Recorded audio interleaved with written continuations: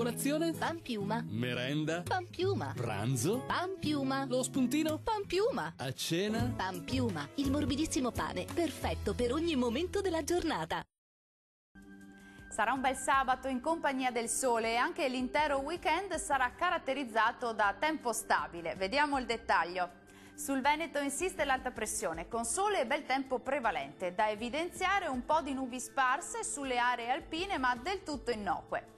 Temperature che risultano essere in lieve aumento, con massime tra i 14 e i 21 gradi, valori notturni attesi tra 2 e 7 gradi circa.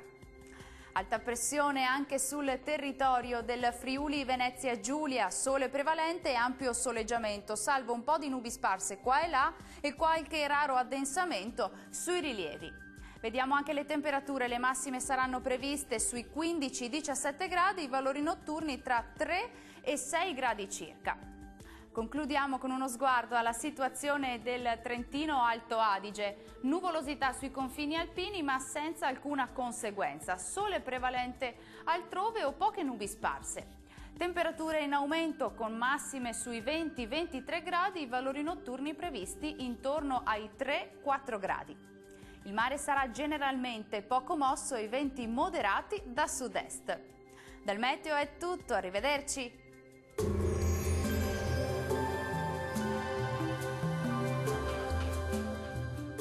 Colazione? Panpiuma. Merenda? Panpiuma. Pranzo? Panpiuma. Lo spuntino? Panpiuma. A cena? Panpiuma, il morbidissimo pane, perfetto per ogni momento della giornata.